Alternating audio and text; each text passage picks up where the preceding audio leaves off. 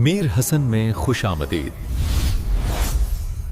جدید AI کے انداز میں اسلامی معلومات بہت ہی خاص ہے، اور انہی میں سے ایک ہے جمعے کا دن، جسے مسلمانوں کے لیے ایک ہفتہ وار تہوار بھی کہا جاتا ہے۔ تو آج ہم مل کر یہ سمجھنے کی کوشش کریں گے کہ آخر جمعے کے دن میں ایسی کیا خاص بات ہے جو اسے باقی تمام دنوں سے بالکل الگ اور ممتاز بناتی ہے۔ تو سب سے بڑا سوال یہی ہے، اور سچ پوچھیں تو ہماری آج کی پوری بات چیت اسی سوال کے گرد گھومے گی کہ بھائی جمعہ کا دن ہفتے کے باقی دنوں سے افضل کیوں ہے؟ آخر کیوں یہ اتنا خاص ہے؟ چلیں اس کا جواب ڈھونڈتے ہیں جو اس دن کی روحانی اور تاریخی گہرائی میں چھپا ہوا ہے۔ اچھا، اس دن کی عظمت کو سمجھنے کے لیے سب سے پہلے ہمیں اس کی فضیلتوں کو دیکھنا ہوگا، یعنی وہ کیا کیا وجوہات ہیں، وہ کون سی خاص باتیں ہیں جو جمعہ کو اتنا مبارک بناتی ہیں۔ دیکھیں، جمعہ کا لفظ خود جمع سے نکلا ہے، جس کا مطلب ہوتا ہے اکٹھا ہونا، جڑنا۔ تو یوم الجمعہ کا سیدھا سا مطلب ہوا اجتماع کا دن۔ یہ وہ دن ہے جسے اللہ تعالیٰ نے خاص طور پر مسلمانوں کے لیے مقرر کیا ہے، تاکہ وہ ہفتے میں ایک بار اکٹھے ہوں، ساتھ عبادت کریں اور ایک دوسرے سے ملیں۔ اور یہ کوئی معمولی دن نہیں ہے۔ اسلامی روایات میں جمعہ کو سید الایام کہا گیا ہے، یعنی تمام دنوں کا سردار۔ ذرا اس بات پر غور کریں، اس کی فضیلت ہفتے کے باقی دنوں پر بالکل ویسی ہی ہے جیسی رمضان المبارک کی فضیلت باقی تمام مہینوں پر ہے۔ کتنی بڑی بات ہے یہ۔ تو اس دن کی فضیلتیں ہیں کیا؟ چلیں دیکھتے ہیں۔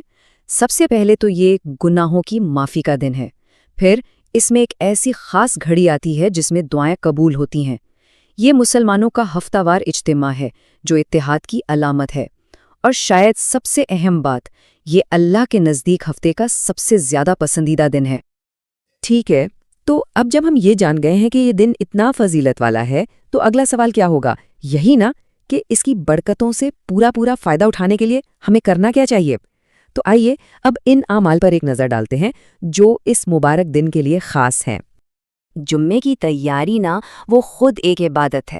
اس میں سب سے پہلے غسل کر کے پاکیزگی حاصل کرنا، پھر اپنے سب سے صاف ستھرے کپڑے پہننا، خوشبو کا استعمال کرنا، کوشش کر کے مسجد جلدی پہنچنا، اور پھر سب سے ضروری خطبے کو پوری خاموشی اور توجہ سے سننا۔ یہ سارے کام مل کر اس دن کا احترام بھی ظاہر کرتے ہیں اور ہمارے ثواب کو بھی بڑھا دیتے ہیں۔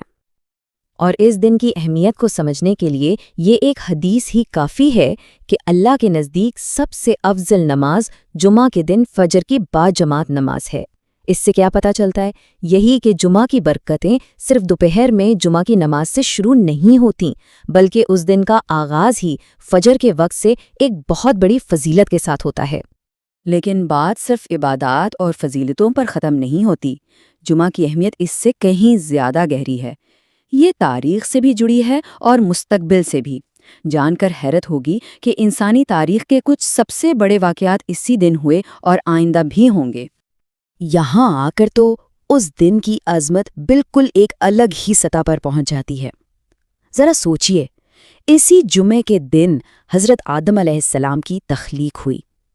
یہی وہ دن تھا جب انہیں جنت میں داخل کیا گیا، اور پھر اسی دن انہیں زمین پر اتارا گیا۔ اور یہ سلسلہ یہی نہیں رکتا، انسانیت کا اختتام یعنی قیامت وہ بھی جمعے کے دن ہی قائم ہوگی۔ تو اس کا مطلب کیا ہوا؟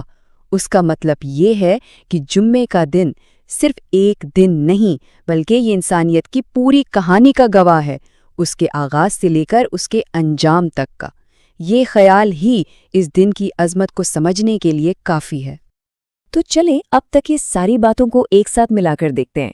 دیکھیں، عام دن کام کاج اور اپنی اپنی عبادت کے لیے ہوتے ہیں، ٹھیک، لیکن جمعہ کیا ہے؟ یہ ایک ہفتہ وار عید، ایک تہوار ہے۔ عام دنوں میں فوکس انفرادی عبادت پر ہوتا ہے، لیکن جمعہ کا مرکز اجتماعی عبادت ہے۔ اور سب سے بڑا فرق جو ہم نے ابھی دیکھا کہ جمعہ کا دن کائنات کی تخلیق اور اس کے اختتام جیسے بڑے واقعات سے جڑا ہوا ہے۔ تو اس ساری گفتگو کے بعد جو سب سے اہم سوال ہمارے سامنے آتا ہے وہ یہ ہے کہ اب جب ہم جمعہ کی ان تمام برکتوں اور فضیلتوں کو جان چکے ہیں تو ہم اس دن کو اپنی زندگیوں کو بہتر بنانے کے لیے، روحانی طور پر خود کو سنوارنے کے لیے کیسے استعمال کر سکتے ہیں؟ یہ ایک ایسا سوال ہے جس پر ہم سب کو غور و فکر کرنا چاہیے۔